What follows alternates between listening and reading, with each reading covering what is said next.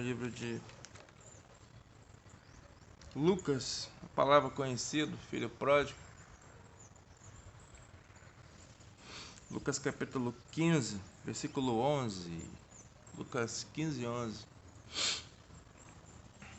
E disse um certo homem que tinha 2 filhos. E o mais moço dele disse ao pai: Pai, dá-me a parte dos meus bens que me pertence. Ele repartiu por eles a fazenda. E poucos dias depois o filho mais novo, ajuntando tudo, partiu para uma terra longe, e ali desperdiçou todos os seus bens, vivendo dissolutamente. E havendo ele gastado tudo, houve naquela terra uma grande fome, e começou a padecer necessidades. E chegou-lhe um dos cidadãos daquela terra, o qual mandou para os seus campos a apacentar porcos, cuidar de porcos. E desejava saciar o seu estômago com as bolotas que os porcos comiam, porém ninguém lhe dava nada. E tomando em si, pensou: quantos funcionários tem meu pai em abundância de pão, e eu aqui passando fome? Levantar-te-ei e irei com meu pai, e dir-lhe-ei: Pai, pequei contra o céu e pequei contra ti. Já não sou digno de ser chamado seu filho. Faze-me como um dos seus funcionários. E levantando-se foi para seu pai. Pega esse enigma aqui, amados, ó. Versículo 20. E levantando-se foi para seu pai. Ele tomou a atitude. O filho tomou a atitude. E levantando-se ele, foi para o pai. Quando ainda estava longe, viu o seu pai e se moveu de íntima compaixão. Aqui foi o filho que se moveu de íntima compaixão ao ver o pai de longe. O filho arrependido viu o pai de longe, sentiu-se de íntima compaixão e o abraçou, seu pai, e o beijou. Versículo 20. E levantando-se, foi para o seu pai. Quando ainda estava longe, viu-se o seu pai e se moveu de íntima compaixão.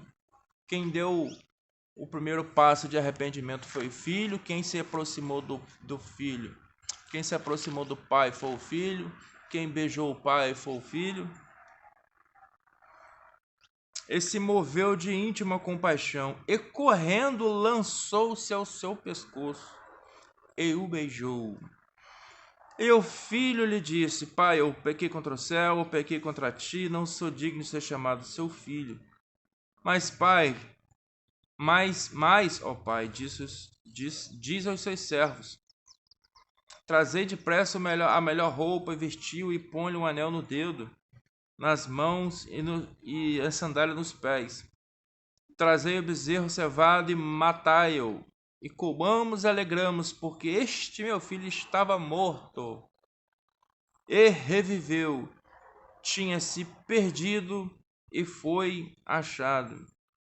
Ele mesmo pediu a parte da herança, ele mesmo gastou tudo, ele mesmo se tocou, ele mesmo se arrependeu, ele mesmo se sentiu de íntima compaixão do pai, porque ele percebeu que o pai é um pai amoroso, percebeu que o pai é o pai que perdoa, é um pai que é dono de toda a posse, é um pai que não vai abrir mão de cuidar do próprio filho. Então o filho mesmo tomou a atitude de correr até o pai, de pedir perdão pela sua falha, pelos seus erros, reconhecendo as suas falhas e os seus pecados. Aqui é a imagem do próprio Criador, mas recebendo seu filho de volta.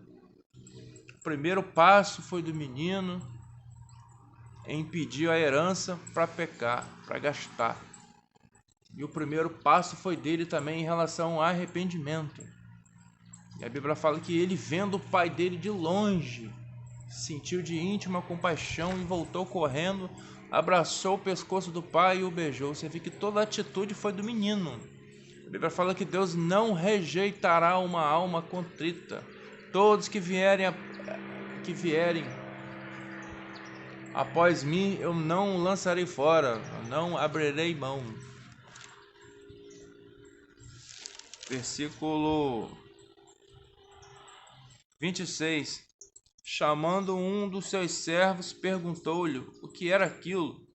E ele lhe disse: veio teu irmão, teu pai, matou o bezerro cevado, porque o recebeu são e salvo. O irmão mais velho perguntou aos funcionários o que estava acontecendo.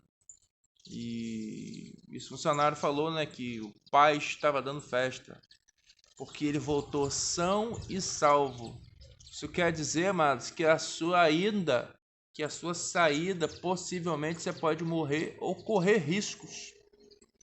Você está me entendendo? Porque ele voltou são e salvo, porque ele se arrependeu, teve festa. A Bíblia fala que para um arrependido, há festa no reino dos céus, quando uma alma se arrepende. Versículo 28.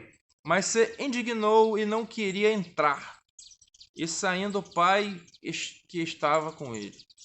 Mas respondendo ele, disse: Pai, eis que eu te sirvo há tantos anos, sem nunca transgredir um mandamento, e nunca me deixaste um cabrito para alegrar-me com os meus amigos.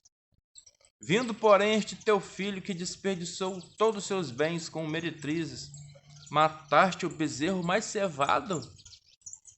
Ele disse, filho meu, tu sempre estás comigo e todas as minhas coisas são tuas, mas era justo alegrar-vos e folgarmos, porque este teu irmão estava morto e reviveu. Louvado seja Deus. Você vê, amados, que há várias pessoas contando essa passagem, mas se você lê ela com um pouquinho de atenção, não foi o pai que correu atrás do filho, não foi o pai que foi lá e abraçou, o beijou. A Bíblia fala que o filho se arrependeu, o menino reconheceu sua falha, reconheceu seu erro, pensou em si. Meu pai tem vários trabalhadores e eu aqui passando necessidade. Eu vou voltar para meu pai, sei que ele não vai me perdoar, mas vou falar com ele pelo menos para ele me deixar como seus funcionários para mim não passar necessidade, porque estava havendo uma fome ali. Ele já veio reconhecido da sua falha, reconhecido do seu erro, na sua própria mente ele aceitava, ele percebeu que era justo o pai dele não aceitar ele mais, porque ele, tipo como ele abriu mão do seu legado, abriu mão da herança para se divertir, então ele não poderia pedir pela segunda vez a parte da herança, mas como ele precisava se alimentar, o pai sentiu íntima compaixão dele e mandou fazer festa, porque o filho estava morto. O morto não era morto fisicamente, era morto espiritualmente.